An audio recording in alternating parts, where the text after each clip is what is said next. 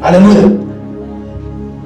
Kuwa umenena. Bwana Yesu aliwaambia wanafunzi wakati wamerudi wametoa pepo, akaambia msifurahi kwa sababu mapepo yamefanya nini? Yamewatii. Furahini kwa sababu majina yenu yameandikwa wapi? Kwa ukiwa Mungu amekupa neema ya kuweza kufanya yale Mungu anataka ufanye, hupaswi kuinuka kiburi, unapaswa kuwa mnyenyekevu ili aendelee kupokea. Lakini kiburi kikiinuka, unapoteza utabaki wa kawaida, na ndio kitu kinabaki kina wabeba wa Pentecoste wewe. Kwani mchungaji anahubiri anaombea, na mimi mwenyewe najua kuombea,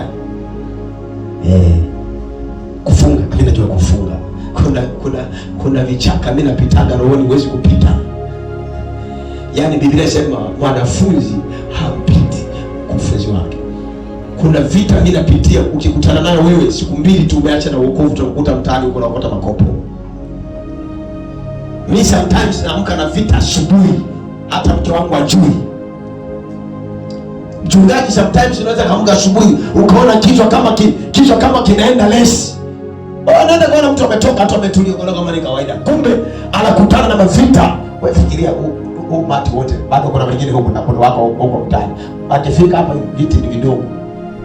Hao wote tunaomba hapa, maroho yanatoka. Tunapiga mamizimu na anajua kabisa kuna yule bwana mdogo pale. Neema ya Mungu tu inanibeba.